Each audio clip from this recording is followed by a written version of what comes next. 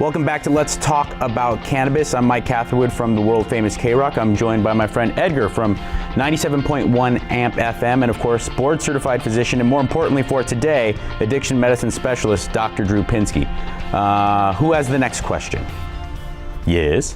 On like Instagram, like I've read that it's actually bad for your brain. Is that true? Cannabis is bad for adolescent brains. For adolescent brains, it's very interesting. Again, this is scientific research that shows that it actually changes the structure of the brain. Now, interestingly, that brain structure change, and again, some of this literature was surprising to me, how little exposure creates substantive change in the brain. Yeah, way less than I thought. You don't have to be a daily user, you don't have to be a weekly user, you can see some of these changes in the brain. That scares me for you guys. In a good way? Or a bad way? It's not in a good way. Oh. The changes are not good. You're changing your brain structure. Same thing you see in adults, but the adults go back to normal when you stop using. In kids, those brain changes are reflective. The simplest way I can say this is decreased academic performance and in memory difficulty.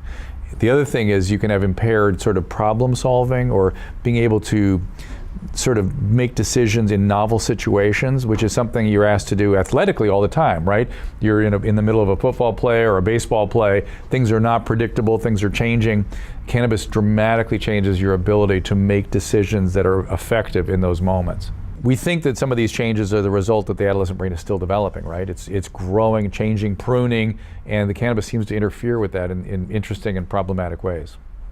And I think adding on to what Mike and Dr. Drew are saying, I think a lot of times at any age, right, we can get attached to a certain wave or a certain movement, or like, oh, this is dope or this is not dope, and we just kind of go with the wave because it's cool or whatnot. But you got to take a second and a moment to be like, all right, hold up though, how is this affecting my life? Yeah. Not everybody else's life, but my life, you know, and then make a decision based off of that. Because we're not here to tell you what to do or what not to do, just simply present the facts, the science, and then we know that you guys are all smart enough to make the best decision for yourself. Right.